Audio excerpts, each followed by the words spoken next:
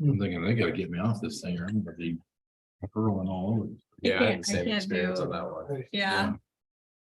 Can't do a lot of them. All right, calling the Southeast Polk Board of Education meeting to order for June 15th at 5:30 PM.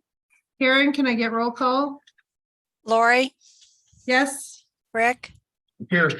Bridget, Here. Tom, Brett, Here. Chad, Here. Whitney, Here. Thank you. Okay, I need a motion to adopt the agenda. Is there any changes? No changes to the agenda. Motion to approve the agenda as is. Thank you, Brett. Second, Thank you, Bridget. Rick, Yes. Bridget, yes. Brett, Yes. Chad, Yes. Whitney, Yes. Lori, Yes. All right, Mr. Powell, would you like to read the district vision and mission? Yes, Southeast Polk Community School District will learn, lead, and live. Success for college, career, and civic life. Engage all students in learning a challenging curriculum delivered through quality instruction. Thank you. All right, can we stand for the Pledge of Allegiance, please?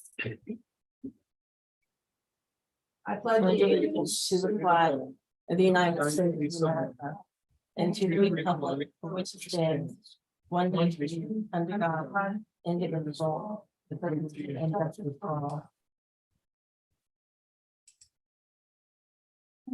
Okay. I need a motion to approve. Oh, no, I'm gonna go right ahead then. Do we have anyone for public comments? All right, you guys sure back there in the back row? Moving on then, I need a motion for the consent agenda. Motion to approve the consent agenda. Thank you. Second. Okay, that was Rick and Whitney. Karen? Bridget, Yes. Brett, Yes. Chad, Yes. Whitney, Yes. Lori, Yes. Rick, Yes, All right, moving on to old and new business. We have confirmation of the next meeting to be July 20th. Can I get a motion? Motion to approve July 20th is our next board meeting. second, Okay, that was Brett and Rick. Rick.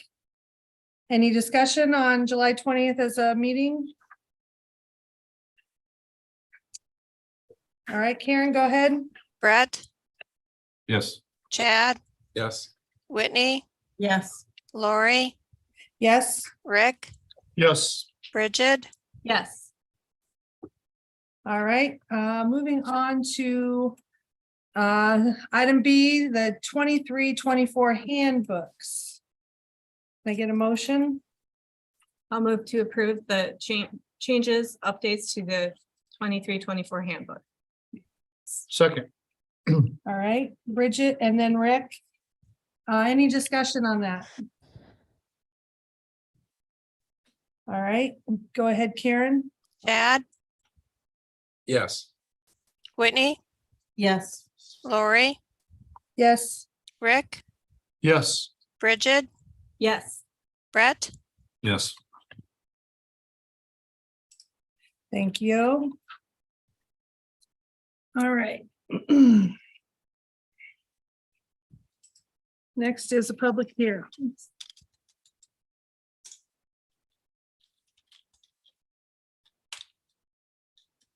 All right. It is 5:34 PM. I'm now going to open the public hearing to receive comments on easements regarding the 6-7 grade level roadway project, City of Altoona communication. Board Secretary, have you received any written comments? I have not. Okay, is there anyone present that wishes to provide comment? If so, please come to the podium. Seeing none, the public hearing is now closed at 5:34 PM.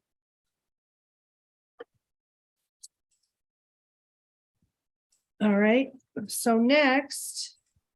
We need a motion to approve the easements on communication. And the board recommends, or administration recommends the board approve the resolution for a conveyance of interest in real property to the city of Altoona.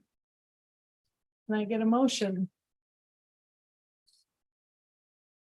Just to clarify, Yes, and this is just a small thing, but it's just to approve the easements. The communication is just part of the, yeah, right? topic, Yeah, sorry. okay. Yeah, I just want to Yeah, clarify. I just was reading the different. No, I knew that. I Yeah. just did for the record. So, okay. I didn't mean to confuse. No,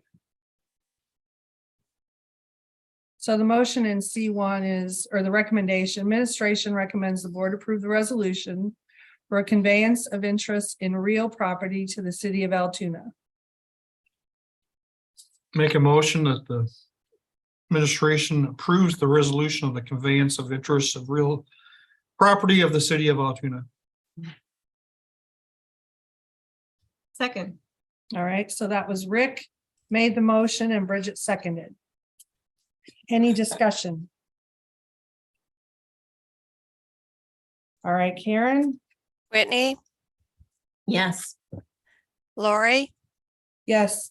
Rick, Yes. Bridget, Yes. Brett, yes, Chad, Yes. Okay. Now we're moving on to item D, the public hearing for easements regarding 6-7 grade level roadway project. And this J Pinkerton, okay? So I am calling the public hearing to order at 5:36 PM to receive comments. Board Secretary, have you received any written comments? Okay, is there anyone present wishing to provide comment? If so, come to the podium. Seeing none, the public hearing is now closed at 5:37 PM.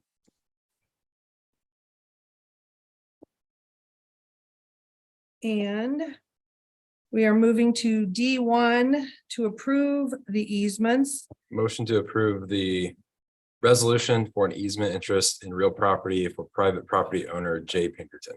Thank you. second, Chad, second by who? Brett? Brett. Yep. So that was Chad and then Brett. Brett.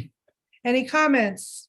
So I have a question. So this is, when we do an easement on somebody's privately owned property, we take a portion of it and we pay that individual, correct? And we pay them at a no, appropriate rate, or we just take that piece of property? it's just an agreement between, So there's no Property. payment, we just take the property. And we're not taking the property. This is kind of an interesting one, because this property owner had the septic tank on a site that we've already removed and done things with, but we still have to do this easement. So we didn't actually pay this landowner anything. We actually took the landowner off the septic tank and put him on what is now the city's sewer system, sanitary Okay. system. But this easement is just more of a formality to allow us to have that property and for us to have the easement of their property. Okay, thank you. Any other questions? All right, Karen, Lori, yes? Rick, Yes. Bridget, Yes. Brett, yes, Chad, Yes. Whitney, Yes. Very good. All right, we're moving on to item E, the public hearing for easements regarding 6-7 grade level roadway project for the Mid-America Energy. And opening the public hearing at 5:39 PM to receive comments on the public hearing for easements regarding 6-7 grade level roadway project, Mid-America Energy. Board Secretary, have you received any written comments? Okay, is there anyone present that wishes to provide comment? If so, come to the podium. Seeing none, the public hearing is now closed at 5:39 PM. All right, so next on E1. We need a motion. Motion to approve the resolution for a conveyance of interest in real property to Mid-American Energy Company. Thank you, Chad. Second. Oops, go ahead, Whitney. Whitney. Okay, Whitney made the second. Is there any discussion or questions in regards to this easement? Very good. Karen? Rick, Yes. Bridget, Yes. Brett, Yes. Chad, Yes. Whitney, Yes. Lori, Yes. Very good. All right, moving on to item F, the bid award for Falcon Drive. Need a motion. Yeah, make motion. I move to approve the Alliance Construction as contractor for the 6th, 7th grade building project for a total amount of $3,121,846.35. Second. Thank you, Bridget. Thank you, Rick. Any comments or questions for Mr. Bacom? Just the standard. Have we used this construction company before? Do we know much about them? I don't know anything about Alliance Construction. I don't know if we've used them in the past. Do they come recommended by anybody or? In talking with Joel Jackson, who's the Bishop engineer who's the engineer from Bishop Engineering on this, they seem to be reliable construction group, but I don't have any personal experience with them. With their histories and roadway? Yes, definitely. So this is something new for the board, obviously, so it's kind of. Yeah, I guess we have to roll and see how they do. Typically, it's a little bit more collaboration with the city when it comes to this. Yeah. And we pay the city, but this is a little bit different for us. And I guess maybe if, wouldn't imagine we do a lot of roadways in the future, but if we do, maybe that's something we can check in, like, if we have to do the things with the city, is this something that, has the city ever used them before, or at least, look at that part of it. And I'm sure maybe you did, maybe you didn't. And I did inquire with the city and received a positive. Did you? Okay, Yeah. good. I can't tell you that Mr. Jackson has worked hand in hand with the city engineers on this administration part of it. And also just getting our process and our RP out for this project. So they're with us hand in glove with this so far. Yeah, I've heard of the other two, I just haven't heard of this one, but. If there was issue, usually people call, so I haven't got any calls on this one, so that's a good thing. We had estimated 3.5 million on the bid coming in, so this is a little bit lower, so we're gonna be able to do this. Gosh. Lower. than Don't jinx budget. it. There's the change order bell going off now. Any other questions for Mr. Bacom? No, thank you. Okay, any questions? Karen? Bridget, Yes. Brett, Yes. Chad, Yes. Whitney, Yes. Lori, Yes. Rick, Yes. All right, next up, item G, the bid award for the bond sale. Can I get a motion, please?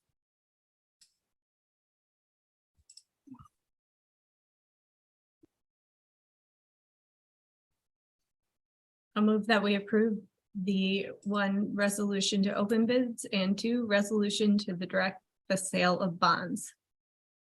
Second. Okay. I'm assuming that's why Susan's here. This is Suzanne Gerlach is here with Public Financial Management Group. They're our financial advisors.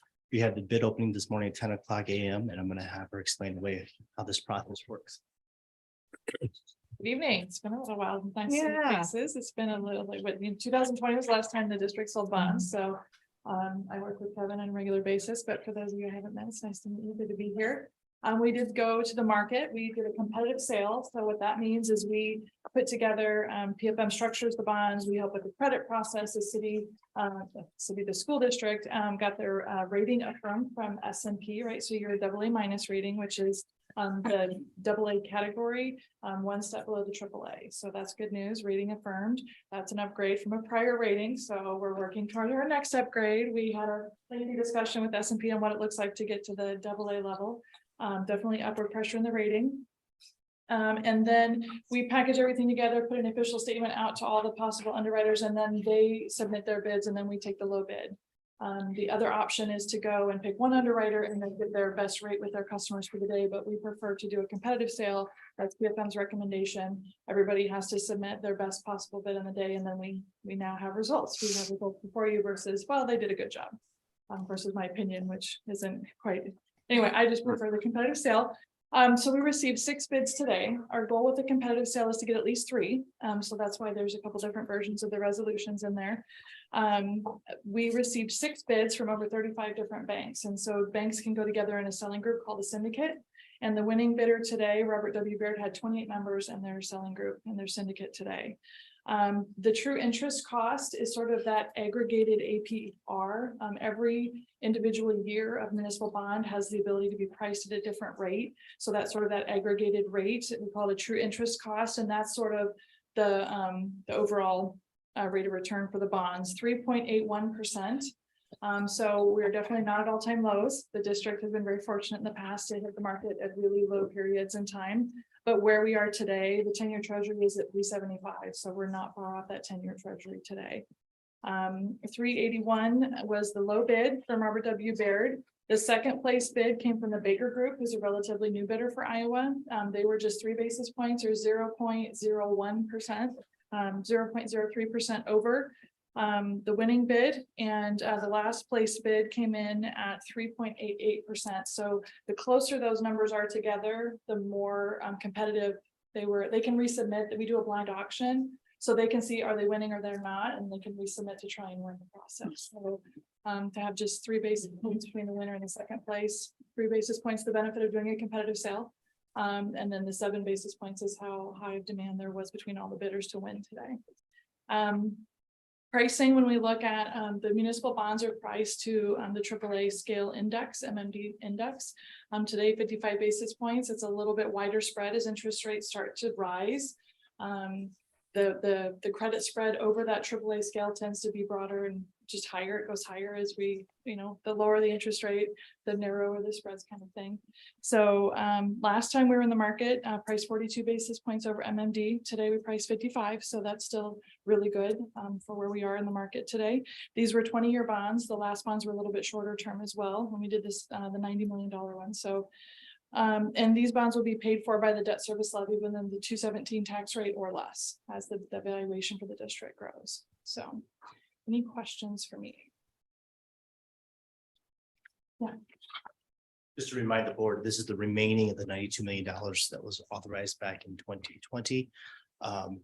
We do anticipate that we'll issue additional bonds out of the saved dollars of sales tax money to be able to finish the projects we have on hand. But this just gets us for formality getting past the $92 million and then going forward with saved federal bonds in the future. Is this 6.6 spoken for already on the current projects or? Yes. Okay, Yeah. just checking. Yeah. So are we going to be able to afford another elementary school if needed? That's where we're trying to position ourselves. Yes. We have some cash in our saved fund. We have some cash in our PEPAL fund, but we know to finish the 6-7 project, we'll need to issue bonds in addition to the elementary school that, depending on where that lies as far as our enrollment analysis and programming, will kind of determine what we do as far as the issuance dollars wise. Very good. Any other questions? No, thank you. It's always good to see you when you save us money. Under the David Smiling. Lane of financial advisors. Works out. Well, at least it's not smoke and mirrors. Yeah. Okay, moving on for Karen. Brett, Yes. Chad, Yes. Whitney, Yes. Lori, Yes. Rick, Yes. Bridget, Yes. All right, moving on to section 3, topics for discussion. Mr. Halupnik, Dr. Halupnik. Good evening. Some good news and highlights from the last month. or a little less than that, but graduation was a great day at the Knapp Center. It seems like a long time ago now, but we met last right before that. Sun was shining, so many smiling faces and family pride. It's always one of the highlights of the year, I know, for all of us. This meeting tonight kind of puts a wrap on the 22-23 school year. And I just want to make sure that everybody hears this again on what a successful and very successful year the 22-23 school year was. We saw a significant academic growth.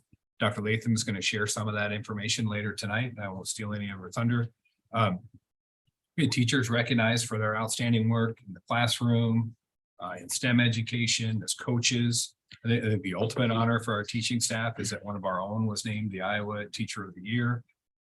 Our activities had a lot of success, championships and recognition, both teams and individuals, both students and adults. And I guess what I want to say is this is part of the culture that we have here. It's literally right on the wall back there. High expectations and high achievement. It's kind of built in. But I want to make sure that we never take it for granted. And that's why I want to make sure we recognize and appreciate that. And so that's why I just spent a couple of minutes kind of walking you back through things that you already knew. But I think it's so important that we recognize and celebrate. Summer programming, moving on to a new topic here, is off and running. Summer school has started in multiple buildings. Extended school year services for our special education students is right around the corner. Kids Club and Kids Cafe are utilizing our district buildings. Staff professional development is off and running this summer, both on site and at conferences, both local and on a national level. We've had many teachers working on our annual curriculum work, getting things updated and ready for the next school year, and then new staff training already for the people that we've hired for next year. So it's a busy time of year. We've talked a little bit, and Amy Ahern was here last meeting to talk about the summer meals program that's off and running at Altoona and Willowbrook, both breakfast and lunch daily. We continue to try and publicize that to get more people to utilize that. Registration continues all summer, but again, that's a daily activity, certainly in this building. And just to kind of finish up summer activities, both our baseball and softball teams are off to really good starts, both ranked in the top 10 in the state of Iowa and having good seasons. Almost halfway through, a little more than halfway through the season already, which is crazy. Time flies. And I put meetings and the usual things in there, so. Very good. Take any questions. I also have the next. Oh, yes. What's the summer meals number these first couple of weeks? Do we know that, or? I know that the numbers at Willowbrook are much higher than Altoona? Altoona, but part of that is because Kids Cafe and summer school is happening there. There's not summer school at Altoona right now, so that throws the numbers automatically a little bit different. Okay. But we'll have an end of the summer report Okay. from Amy with all Yep. of that. I keep sharing it. Everyone that sees that on social media, just keep sharing it. So the kids see it, their parents see it, and keep getting the word out. Moving on. But the next thing we have is the legislative priorities for the 2024 legislative session, which again, I'm not ready for that yet, but that's what's next. And it's that time of year. I will be sending out a Google form for the board to take a look at. I've put all of the legislative priorities from this year, from the 2023 IASB booklet, and then also left you a spot where you can add ones that weren't part of that. And just going to ask you to rank your top 4, because that's all IASB allows us to give them as our top 4. So just 1 through 4, your rankings on those legislative topics that you would like to see IASB focus on from a statewide perspective. And then at our July 20th meeting, I'll have that compiled and have the top 4, and we can vote on that, and then Karen can put that into the system for the district. Very good. So that's kind of what happens next. with that. And if you have any questions with the form or any trouble with it, just give me a call and we can figure it out. Moving on to monthly financials.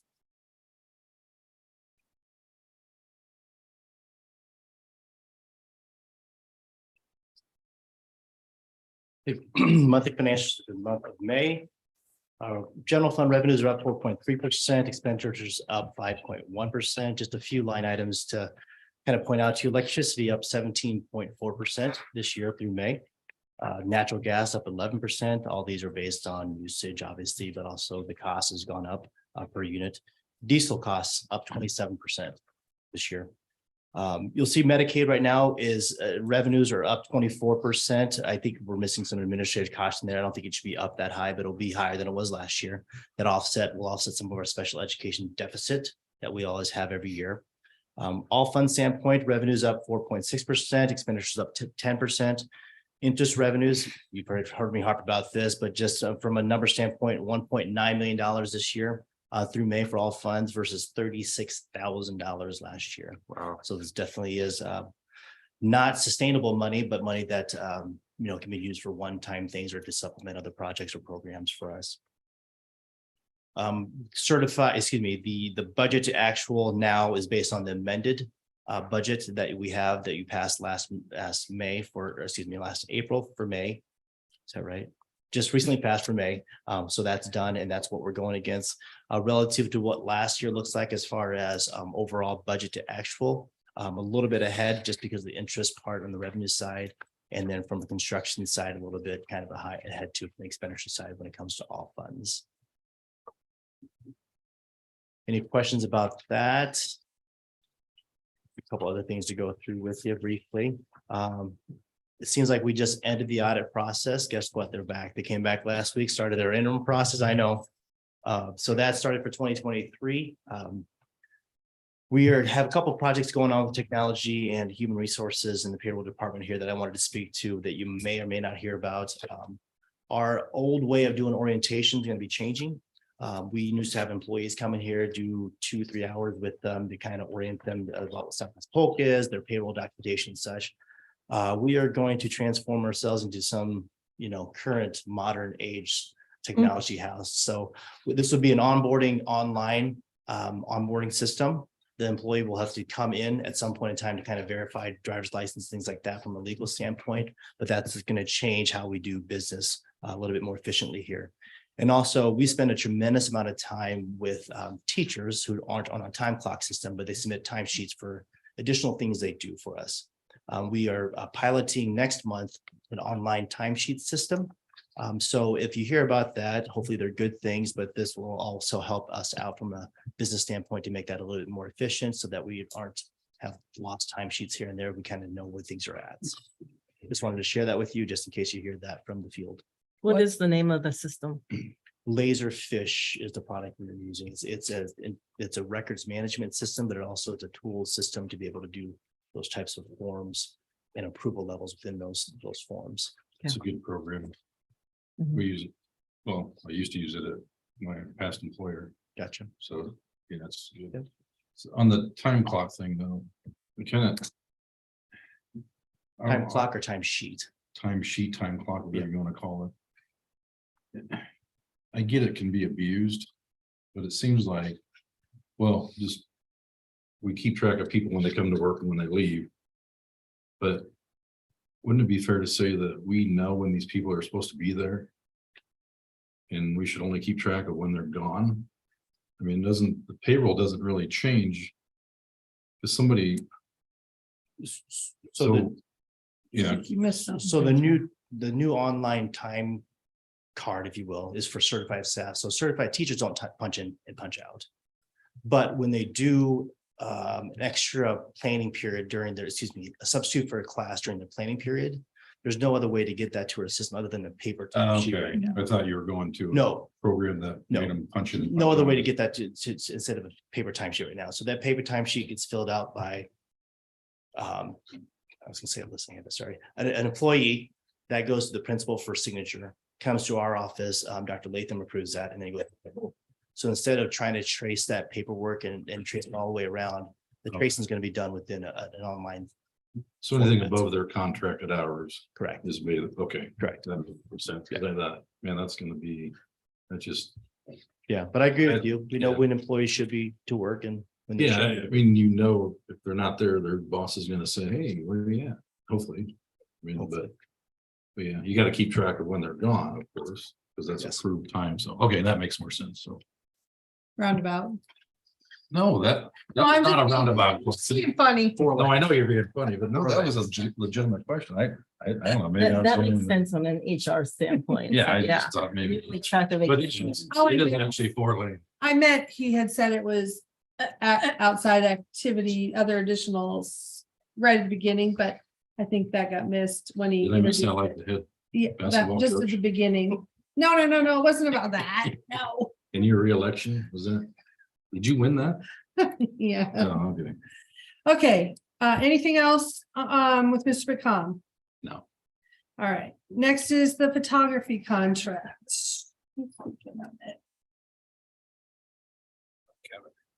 Kevin, are you speaking on, or is Mr. Campbell? Which one of you? That seems like a punt to me. The photography agreement was a one-year agreement based on what we put out initially. And it was just rolled over year after year based on agreements based by the photographer and the districts. And maybe you can talk about your discussions with the photographer. Sure. I think there were a couple of parts of the contract that maybe don't necessarily apply anymore that we took out. People just don't take pictures at prom or homecoming and order them like they did.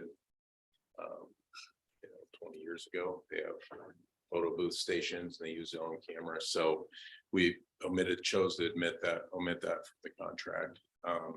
There was a videography component to it. That I just think we need to go a different direction. It's out of the scope of probably what our photographer was comfortable doing, and really we need to find something else to do for our groups that want to have videos. Just including that as a free service or expectation, I think is just an extraordinary amount of time for somebody to do it right. So we'll look to go a different direction there. But other than that, Everything went well this year, I think so. and the photographer was pleased. Yeah, I mean, yeah, I think so. I mean, there are a couple pieces of it that I think he wanted to see changed, and the ability to have some ability to contact some of our families to make sure they're getting the information, because sometimes it doesn't get transmitted from kids. They leave it in Understood. the back of their car when they come home, or whatever, just to make sure that the information's getting known. But overall, probably lucky to have caliber of photographer that Reese is to be able to count as our own. So you're looking at doing another one-year contract, but omitting like the videography stuff and the prom, right? Okay. Yeah, I mean, videography is like a whole different skill set. I mean, if you're hiring like a company that does this, maybe, but like an individual that's primary focus is taking pictures, it's kind of a different animal.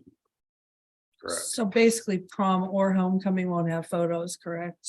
Or, They won't have a photographer Okay. there, but the amount of right, people that were requesting that service has been dwindling for years, to the point where it's just not worth it for somebody to show up. Because again, most people they're going downtown and taking those pictures beforehand, or they're taking them at somebody's house. And then when they get there, there's photo stations and selfie stations.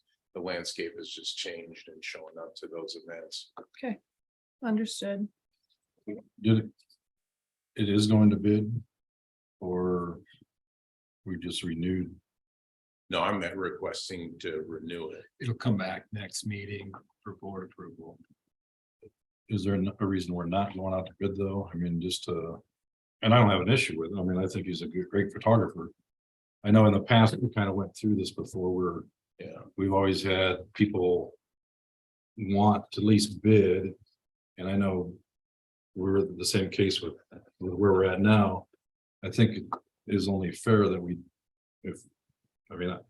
it's up, obviously I'm just one, but The last time we put it out for RFP, we had one photographer submit.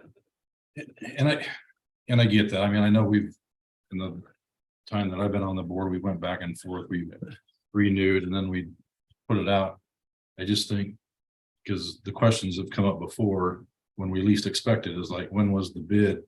Oh, well, we already did it. Oh, well, how do you get on? And, well, you know what I'm talking about. It's Yeah. just, Have you had anybody contact you this year?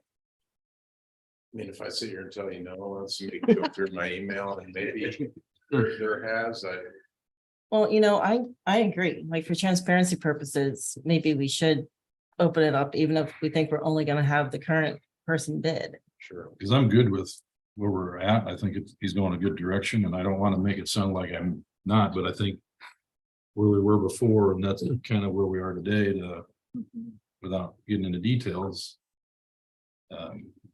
I think it's only fair that we do that, so. I mean, if I'm the only one, or if we're the only two, I mean, I'm not gonna stand in the way, I just wanna throw that out there. I kind of feel as similarly, because it would be consistent with other contracts we have. Right. or- How much time do you need? Well, that's the thing. Whoever does it is gonna have to be Team ready to hit the photos. ground running on August 1. Just because that's when kind of fall stuff starts and. If that's the way it is, that's the way it is. mean, Can I ask one more question, not to throw another wrench in it, but why are we only asking for one more year? If this is something that we're gonna continue to do and have photographs, which is an excellent idea, shouldn't we do it for more than 1 year? So we don't have to have this discussion, Yeah, that's fine. I think we did 1 year because of the challenges that Mr. Handy talked about. right? Having people come up after the fact to say they were interested in such. Hmm. And just to go back to history, we did, as Mr. Campbell mentioned, we had one photographer come at us, not this past year, the year before. We had to reach out to our old photographer to pick up some of those things. It was a two photographer, if I Right. remember correctly. One did the normal school things, the other ones did activities. So Yeah. just we can do an RFP. It's gonna take a little bit more time to do. Hopefully, our current photographer is okay with doing that, but the current agreement set up that was a 1 year because of these issues, but also to be able to roll that over year after year based on an agreement with your district. Okay, I thought it was a 1 year, like conditional, and if everything went well, then. Okay. Whatever. Yeah. works. And I mean, I guess I'll even throw this out there. I mean, I'm making the request, but if you had some conversation and there's an expectation there that it is, by all means, I'm willing to go another year and then next year, but maybe I think Open we it just up. need to get in a common routine of, Yeah, we have a We plan. are Gonna do that. It's something that I can put on my calendar, is just to do it maybe earlier than, just because.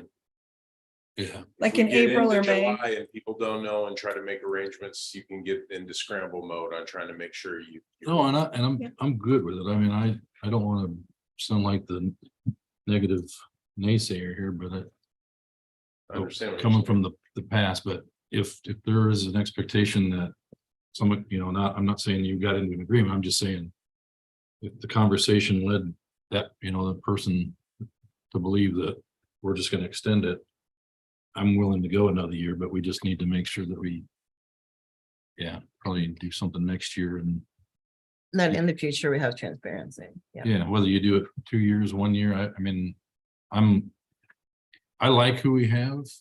And I think an extended contract, if they're willing to do that, I mean. I think based on the conversation that Mr. Campbell had with our photographer now, I think that is kind of the expectation. Okay, and I'm not gonna stand in that way. I just wanted to make sure we, Well, we can start the RFP process for the 24-25 year. Really in the spring. yeah. That's okay. Yeah. Nope, Yeah. that's, And I think the 1 year thing came about because the Well- different board members had an opinion about, it's because of that 2 full thing. I mean. Yeah. 'cause, that was one was retiring. and Yeah, one- one only yeah, wanted to do this and, right.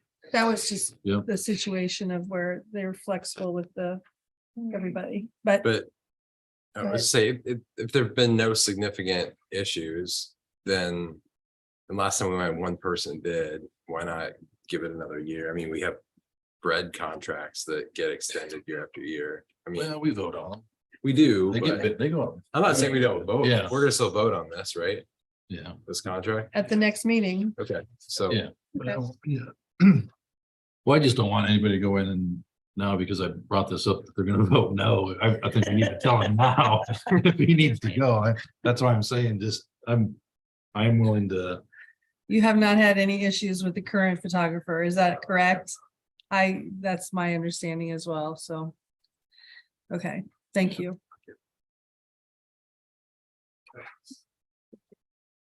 negative Nancy up there. Good job.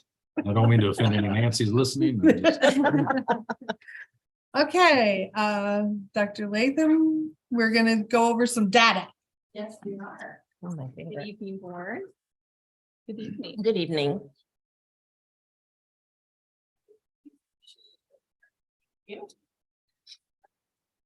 Good evening. As Dr. Holubnik said, we have officially closed the 22-23 school year. And I'm here to share some initial looks at our student achievement data from the past school year. I do want to preface it by saying none of this data has been certified yet. I think if it changes a little bit, it'd be by 0.1% or so. It hasn't been certified at the state level. But we've got probably 99.8% of it in and ready to take a look at. So as we look at the data tonight, I do want to frame it around our 4 district goals. Around the early literacy, academic core, college and career readiness, and climate and culture. So we'll look at each of those goal areas and look at some initial data points to see what that looks like. And I'll share some celebrations and opportunities for growth. And then we'll talk about what our next steps are. So the first one we're going to look at is early literacy. And this is students being proficient in literacy by the end of 3rd grade. I'm going to share 2 data pieces on this with you. One looks at the fall, winter, spring on the benchmark, and the other one compares us with the state of Iowa. So you can see K1, and then that's K1 collapsed data that you see there at the end. So you see that we had a spurt in the winter, but dropped back just a little bit in our spring assessment. As a reminder, there's some developmental expectations, so the target does change, and the developmental expectation is that students will change at that same level. So we had a little bit of a drop there. You can see that we are exceeding the state average in those data points. And now here's a look at early literacy for 2nd and 3rd. And again, this slide is fall, winter, and spring. And this slide is a comparison with the state data. I know the goal is end of 3rd grade literacy, but I snuck the 4th and 5th grade data in there just so we can keep an eye on that. And you can see again, fall, winter, spring.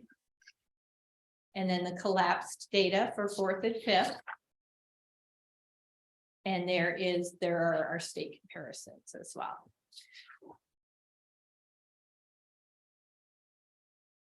So when we look at our celebrations, all data points you can see are at or above the state average.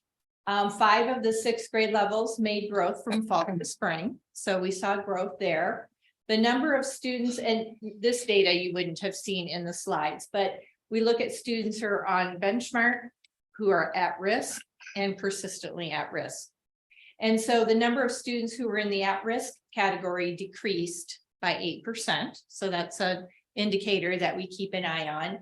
The number of students who met the benchmark increased by 1%, which doesn't seem much, but then the number of students at the advanced level increased by 7%.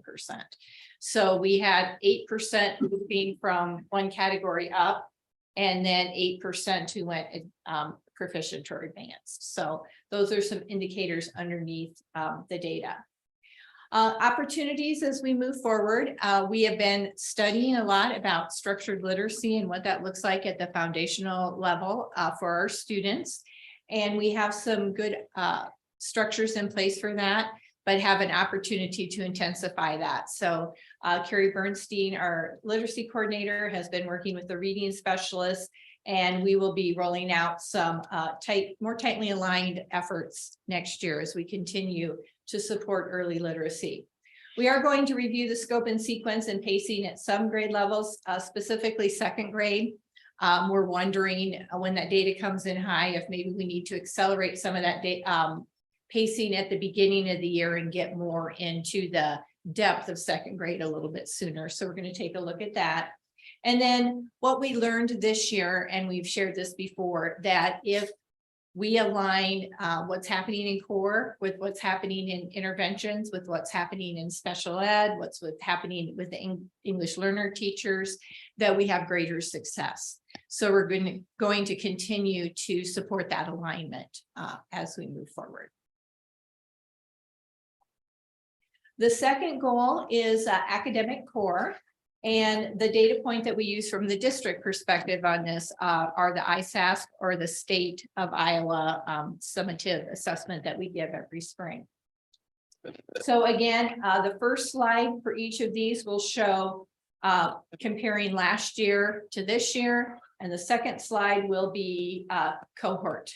Whoops. Yeah, cohort data. I skipped ahead too far there. So the first slide is English language arts. And this includes reading, writing, and language. Those are all included in the ELA score, English language arts. And you can see the trend data, 21-22 to 22-23. You can see what that looks like. And then you can take a look at our cohort data.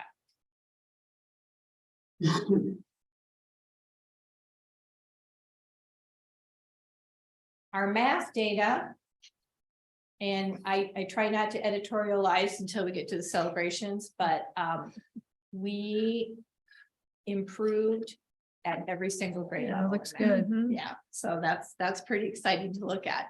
Sometimes we'll get there except one, and this year we had every single grade level. So that's some exciting data Yay, to math. definitely celebrate. Yes.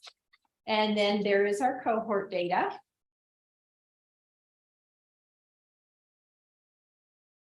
And then if you remember, science is only given at grades 5, 8, and 10. And so you can see that we had a little bit of a dip at 8th grade, but overall it increased at 5th, 5th, and 10th. And then our overall summative data increased in science as well. So celebrations, in the ELA data, you can tell that the elementary and middle grades are seeing the results of a strong early literacy foundation. So that initiative is working its way through the grades. And we're seeing that through the middle grades, and hope to see that continue as students advance into the high school.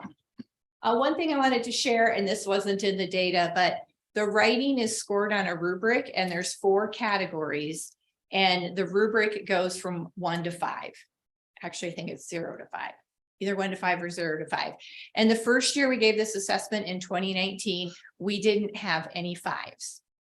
And this year we had 56 students who had perfect writing scores. They had 5s in every category. And I will share that half of those 56 came from grades 6 and 7. So they've really ramped up their writing, and we saw some really nice results in response to their efforts. And as I already couldn't help but say, every grade level made gains in math, and that is a definite celebration. I think if you remember back from COVID, math nationwide and statewide saw the biggest hit, where parents might have been comfortable reading to their kids or having their kids read. Not everybody was comfortable helping with algebraic equations and geometry theorems, et cetera. And so that's a very positive rebound as we move past COVID. So that was exciting to see. Every elementary grade met the 80% core target goal in math. So we were there prior to COVID, we slipped down, and we're back there at the elementary level, and we will continue to get closer to that target. The 80% is a good indicator that our core instruction is meeting the needs of most of the students. And then science data increased at 2 levels as well as the total score. Opportunities, we're going to continue to strengthen core instruction. We're seeing some nice gains there, but we still want that core. We want to get back up to that 80 where we were before. We really want to intentionally, we've done this before, but coming back to that, the disciplinary literacy. When we get into the secondary levels, we have 90 minutes to 2 hours of ELA instruction at the elementary grades. And we have 90 minutes as we move through 7th and 8th grade. And then that cuts in half when we get into the high school because it's blocked, but it's about 42, 44 minutes. And so students are going to be able to get all their growth in literacy just in their English class. So looking at what reading and writing looks like in science, what reading and writing looks like in social studies and health and all the subject areas. So continuing to support that disciplinary literacy.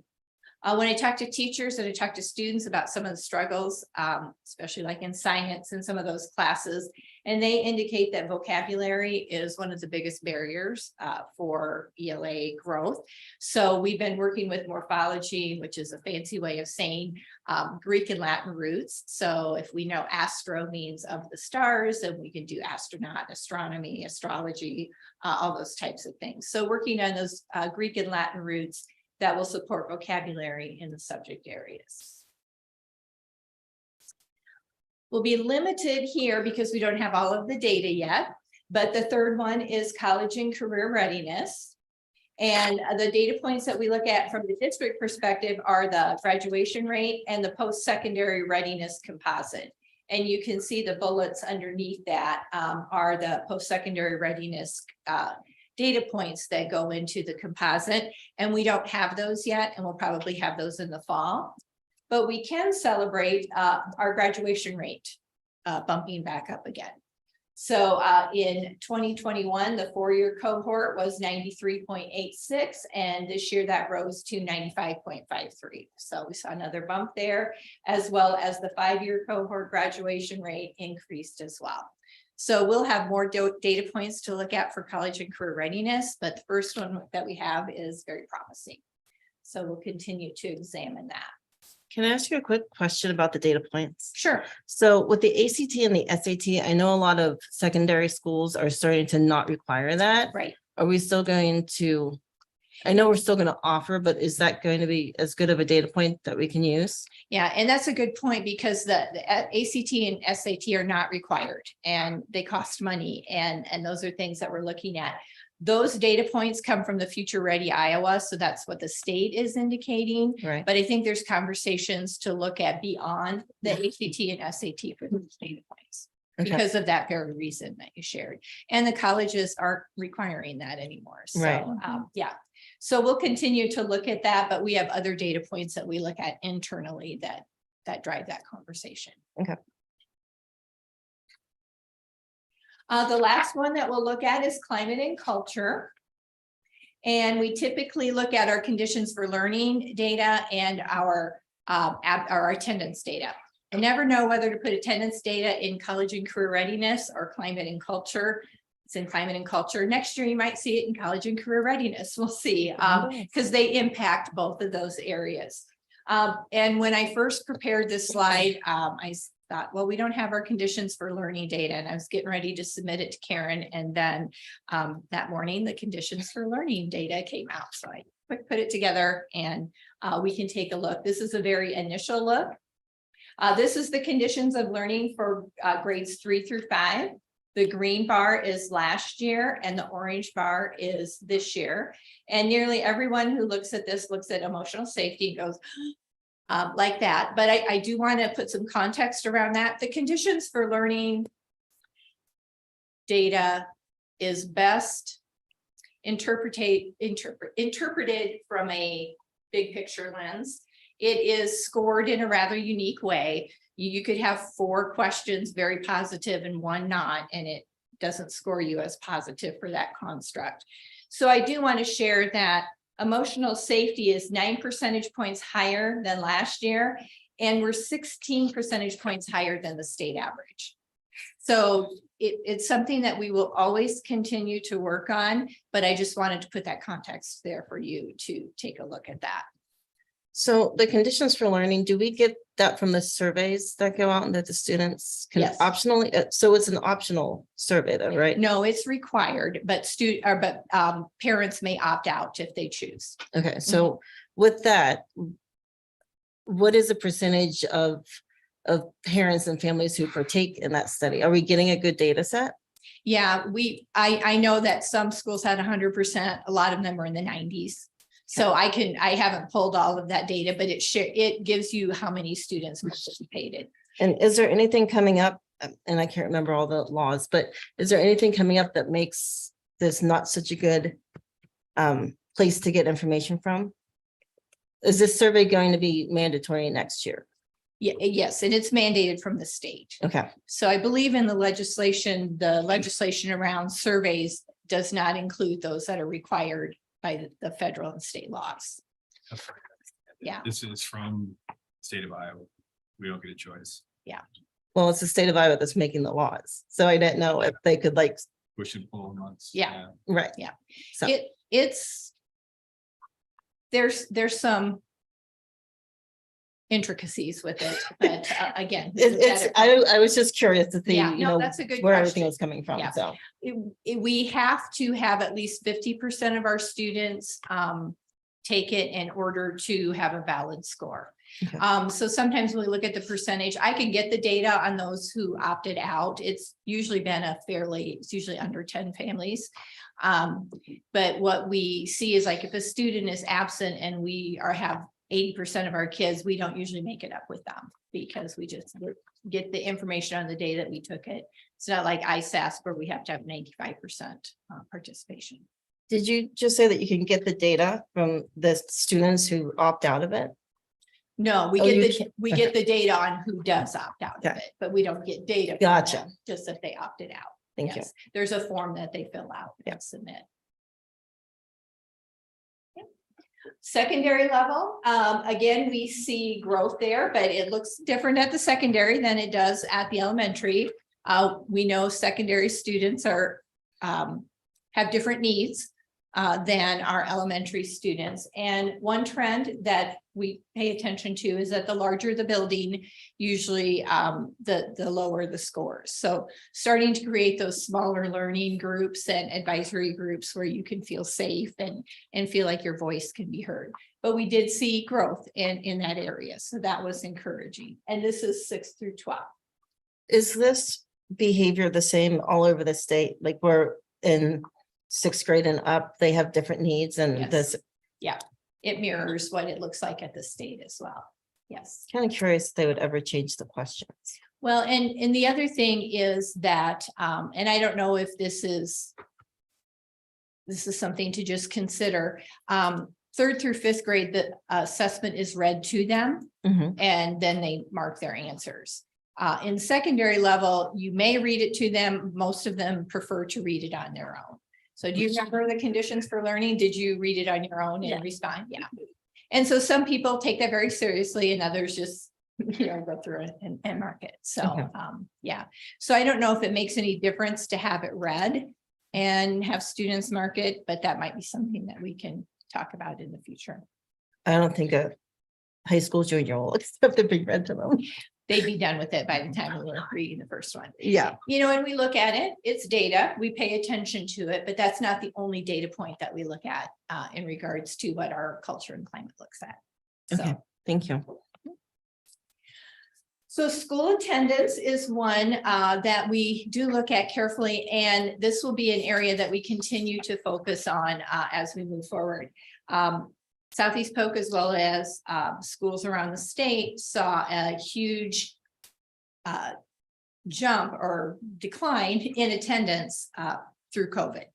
So we're trying to get that attendance built back up as we go through. And the state defines chronic absenteeism as students who miss 10% or more of a school year. So you can see that we reduced our chronic absenteeism in the 22-23 school year. So that is good. We want to continue to brainstorm ways that we can continue to reduce that. And I'll show you why here in just a minute. So when we dig into this a little bit more deeply, the green indicates an improvement. It's really weird because if the number is less, it's an improvement, and that seems a little counter. But the numbers in green are an improvement and the numbers in red had higher chronic absenteeism. So you can see that most grade levels, we have the beginning and the end we can work on, but in between we saw an improvement. And then our first question is like, well, who is missing? And so when we look at our demographics, we know that needs to improve, but every demographic group improved their attendance from last year to this year. So that is a positive thing. And why does it matter? I actually was at I put way more slides in here. I'd gone to my workshop, but I was at a workshop, all-day workshop downtown today on attendance, and they had to add rooms. It was packed full. So I know we're not the only ones that are wrestling with this. But when I showed you that early literacy data earlier, and we looked at our K-1 data, it showed that 73% of Southeast Polk K-1 students were at or above benchmark in early literacy. So 21% of our K-1 students were chronically absent, meaning 21% of our students in K and 1 missed 10% or more days of school this year. So of those who are on track for attendance, meaning those that missed less than 10% of the year, what do you suppose their score was? Students who met their attendance goals, of those students, 86% met the literacy benchmark. Of those who didn't meet their attendance goals, 60%. Being here matters. Our teachers do really good things, and having our students here every day matters. And we know that there are reasons where kids don't come to school for illness and other reasons, but we need to maximize the opportunities that students have with teachers, because it does make a difference. Here's one of our elementary schools. We have 8 elementary buildings. We only had one that improved their attendance data at every grade level, K through 5. We saw a lot of improvements. We get 4 out of 5, 3 out of 5, but we had one building who improved in all of the grade levels. And this is what they saw in their ISASP scores. The ELA for 3rd grade went down a little bit, but everything else, math increased by 10%. Look at math at 5th grade, 18% increase. And science, almost a double-digit increase. So being here matters. Being in school and getting that instruction matters. Here's one more example. Demographically, 26% of our English learners are chronically absent. In one particular building, they really worked on this, and 16% of the English learners were chronically absent. So they had the lowest number of students who were absent, and they also had the highest number and the highest percentage of students who scored proficient on the ALPA 21 assessment. So when we write our district action plan, we will definitely look for opportunities for growth. But one of the things we would be remiss on is not creating opportunities for all kids to be here and benefit from that instruction, because the kids who are do see definite learning benefits. What they said today is students who aren't here miss out on the learning, they miss out on the socialization, and they miss out on the resources that are available at school to help them. So we want to certainly maximize the opportunities and make sure we're creating an environment and a climate and culture where students feel safe and welcomed and happy to be at school. Joel, quick on the did you have one more slide on the attendance? Because I can wait if you. Yeah, Oh, yeah. I'm wrapping it up. Okay. So what I wanted to share with you is that here's where we're going to reach out for your help. We're going to reach out to the community for help. This is, we are looking for a community campaign to help us increase the amount of times that students are in school. We're going to be working on social media posts. We're going to put posters up in community locations. What they said is your attendance in the first 6 weeks predicts your attendance for the rest of the year when you get those habits in and build those well. So we have some parent communication resources. Every family will receive an academic calendar magnet. So there will be no wondering, is there school today? Is there not school today? And even a dry erase marker so that they can keep track of the days they're gone. Because sometimes you think, oh, they haven't missed very much, and then you find out, oh, wait, it's up to 9 days. So keeping track of those things. Activities to promote belonging. We've been working with football players, community members, rhythmettes, everyone else to be our Friday morning greeters. That seems to be the day where we have the highest absenteeism. So having those people at the door to greet the kids when they come in will be something they can look forward to. And then rather than the routine truancy letter, rather than taking a punitive approach, taking a more supportive, personalized approach. Hey, we noticed you haven't been here. We miss you. What can we do to help make sure that you can come back to school? Yes. That actually, I'm glad you made that last point because I was thinking about the changes to the handbook and how Yes. the truancy level, was that as a result of this new approach to attendance? Yeah, the people or the conference today was sponsored by Attendance Works, which is a national organization, and they've done a lot of research and study into factors that they want to look at things that are barriers to kids coming to school, and then what are the things that draw kids into school. And one of the things that they discovered was that a more punitive approach that says what's wrong with you instead of what's going on and how can we help. Joel, and There's still the law, but we Right. could work with that. where was that held at today? It looked like a full house. It was at the Iowa Event Center. Oh, wow. Mhm. Yeah, it looked like everybody was there. It was intended for just those who were comprehensive schools under the ESSA. And we're not one of those, but at the very end, they opened it up.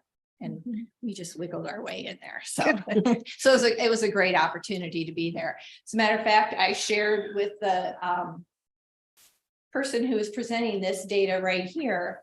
And on their website, they have success stories, and they've asked permission to work with us to put some of our success stories on their website. So Very good. that's cool. So Joanne, and hopefully this doesn't come across as a roundabout question.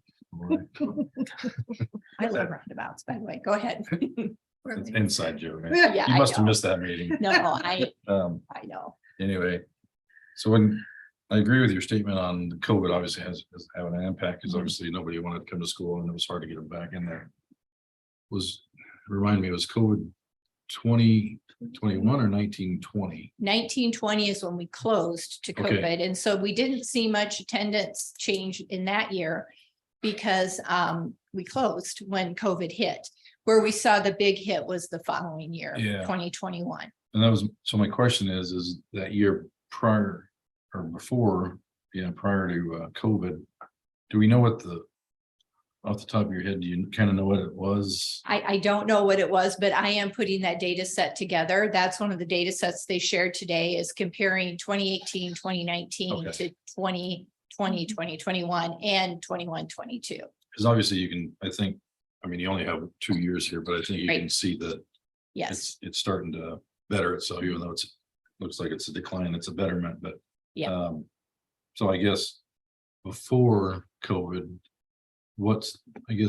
I know some of the principals would go out and they'd go right to the home and they would be like, all right, Junior, why aren't you here? Yep. And then because Bring 'em I'd in. go with them, sometimes it was Yeah. like, and We we still would do. escort the little junior back to the school more than I was involved with the elementary, so I don't know how they exactly did at the high school other than the truancy piece, but.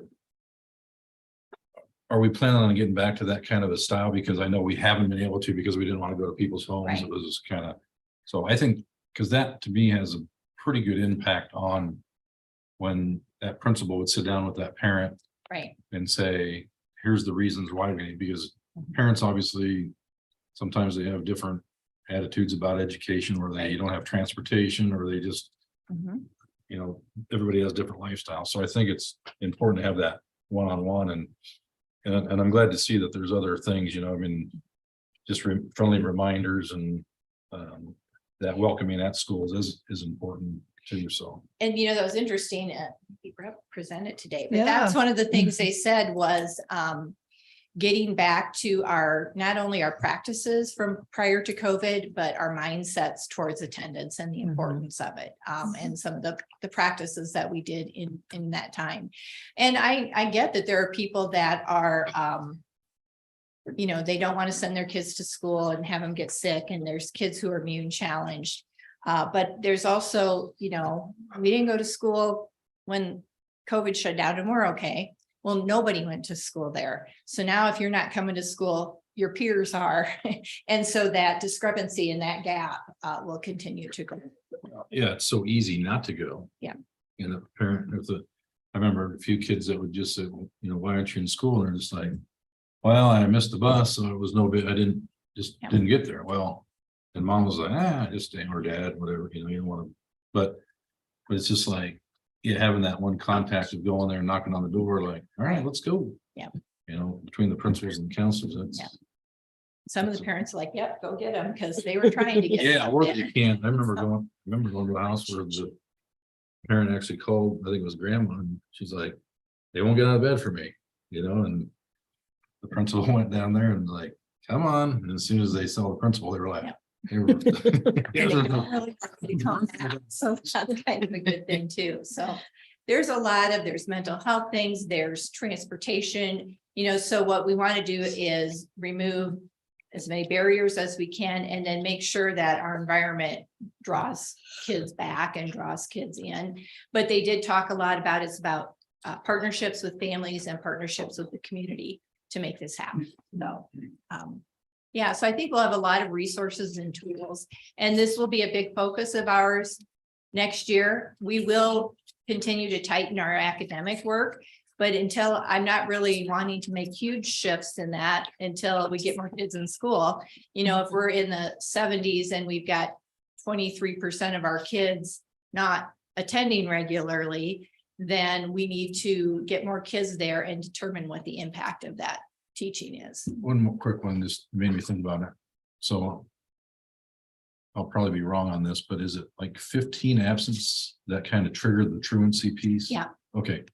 So, I mean, I know we got to give a little leeway because obviously the conditions of the world. That's a law though, right? The 15. Yeah. We don't have a choice to do that, but do we have some leeway to change that? And I know the answer, I think, in my head, because we haven't always been that 15 solid hard going to truancy type piece. But there are some cases where we have to be a little harder on those families. So we're not going to really back down on those people. No, we'll It's just still, we'll still follow the letter of the law, which will be required, and combine that with a more personalized approach. Yeah. Because people miss for many different reasons. And the other thing is using the early indicator. So you look at 15 total, but the data program that we have can tell us after 2 weeks whether they're on track or not on track. So there's some things that we can do to intervene prior to getting to that 15 as well. Well, and that's kind of my point on there, because then I know we get there and it's like, when we see some of the people appear in our thing, that's like, they've been absent this many, you know, this many days, and it's like, you know, it gets you to wonder, and I get it. Parents obviously are going to do what they want to do with their kids, and we only have so much control. Yeah. But it's like, you know, when you see that, it's like, okay, and you answered it already. So it's more of just, now I've just got to say it, but it's like when you get to that 10, Mhm. that should be that key to say, all right, now we really need to step it up, because as soon as you get that 15, we may not have a choice. Right. And now mom or dad, you're going to be in trouble Yeah. because. And sometimes you need that language that Yeah. says Yeah. will be in court, you know, to kind of underscore the importance of that. So. Well, that's good. I like the soft approach, but also you gotta hammer down sometimes too. Right, yeah, exactly. And knowing, you know, the better we know our kids, the better we'll know which one is Yeah. appropriate in that Yeah. situation. Oh, thanks. Sorry. No, these are great, and I'm excited because I think, again, this is something that everybody can contribute to and help support that as we move ahead. So Joellen, I know that there's texting programs out there where you can send the messages to the parents, and I would read a text message faster than I would read anything else. Yeah. Do we use that? We do some, we were talking to, some of them use, can't remember the name of the program at elementary that uses that. Mr. Daly, you, We don't have it on Messenger, the problem we have is it can go text, email, and then the inbox. the parents are gonna set up probably receive that. Right. So, that's something that the choice changes, they're not getting it for communication. Okay. And I think that's the important thing is finding out how would you How they get prefer it, to yeah. receive that information? Yeah, Yeah. yeah. But most do prefer the text and can respond to it a little bit more. Right, Well, when yeah. you register for school, you reaffirm that every Mhm. time. I don't know if Mhm. anyone reads that, but. Yeah. You have to go through that page again and say, yeah, I want text messages or emails or. It's always, that's how you receive weather announcements too. So it's like, well, if you didn't get a text on the weather announcement, then you're probably You not just getting check a your text stuff, on yeah. absences either. Mhm. So that's a good opportunity to go in there and make that change. Okay. Mr. Dan, do you get good response on those text messages or emails whenever you send them out? I mean, is that? When you're at our school at the end of the day, we send them out at 10:30 and 3:30 regarding absences, so that way parents know if this first half or the second half of the day. If you're at our school, they go out at 3:30, 3:31. Yeah, okay.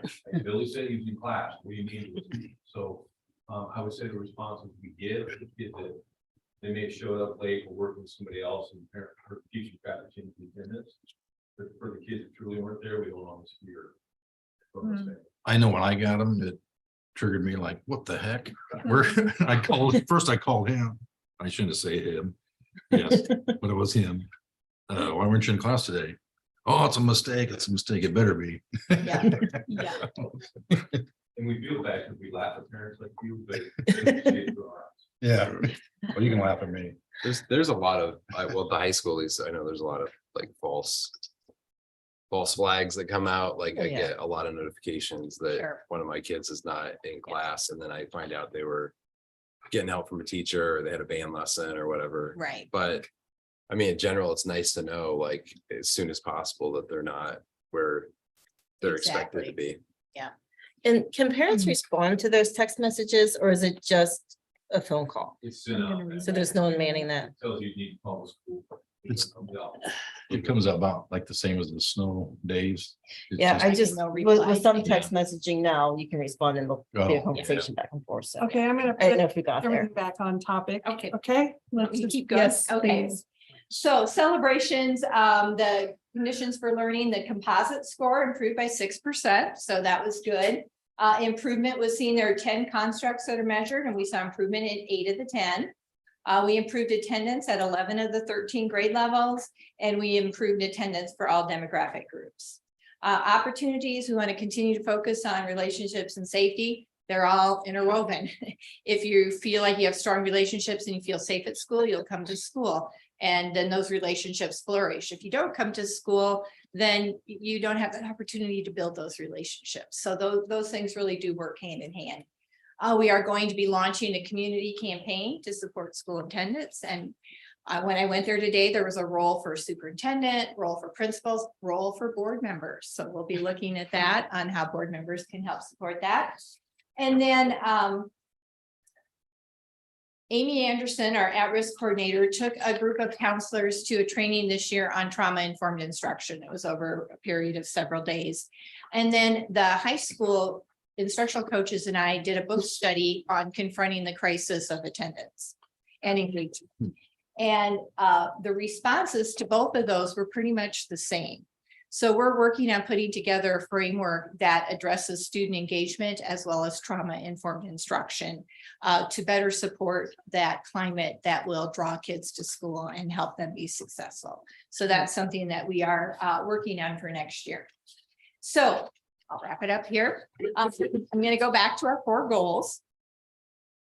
And these are on a visual that you can see there. And once it's all done, I'll print these off so people can see them, but I don't want to print it and add a data point, etc. So the top one, early literacy, academic core, college and career readiness, and climate and culture. So those are our 4 goal areas. And we're coding this to monitor. We got to monitor where we're going.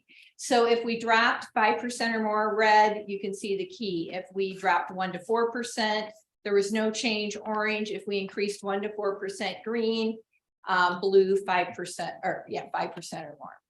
So when you look at our data points so far, so we are not all the way there, but you can see we've got a little bit of a drop in early literacy, which lends itself into ISAT's ELA. They're not huge drops, but there's something that will require our attention so that we continue to work on that. But after that, everything increases either in the green level or the blue level. So I would say the arrows are going in the right direction. There's some adjustments we need to make, but the arrows are pointing in the right way. So as Dr. Lubnick said, it was a good school year and we want to continue that momentum. So in future reports, you know, I always come back for more. We will look at subgroup data. We don't have all of the state data, we just have some of it. So we'll also look at comparison data as a context. We'll look at some of our advanced level data. We usually separate that out so we can see, because right now proficient and advanced are combined. More details on the domains with each subject area. There's domains in math, science, and ELA. 3-year trajectories for ISASP. So we'll have 2019, not 2020, 21, 22, and 23. Oh, 4-year trajectory. And then initial goals and actions for our district improvement plan. So we'll look at this data. We got some feedback from the principals and to see what our goals will be for next year as we move ahead. And then we'll have more college and career readiness data to bring to the table to add to goal number 3. You had good questions and comments along the way. Any additional? One thing, Dr. Latham, when we moved the April 17th PD to May 30th, were the teachers allowed to see more of the data? Yes. Mhm. So that was the thing. We had, they're called on-demand reports. And so I would say at that time, we had probably 98% of the data in at that time. So yeah, there were great reflections that day. I read through those and teachers really did a nice job reflecting and setting actions for next Good. year. Good. Thank you. It's a good choice. Thank you very much. All right. All right, before we adjourn, I'd like to welcome Ashley Lamb as our new student council representative. So yes, welcome To to the ask her board. questions before you even introduced her. I started asking her questions on it. Well, we look forward to working with you the next year. Me too. So, yeah. Just remember that you are part of the board, so you get to ask the perspective of the students. So don't ever forget that. So Registration. look forward to your perspective. And we'll ask you a question. Motion to adjourn. Second, Brett and Bridget adjourn.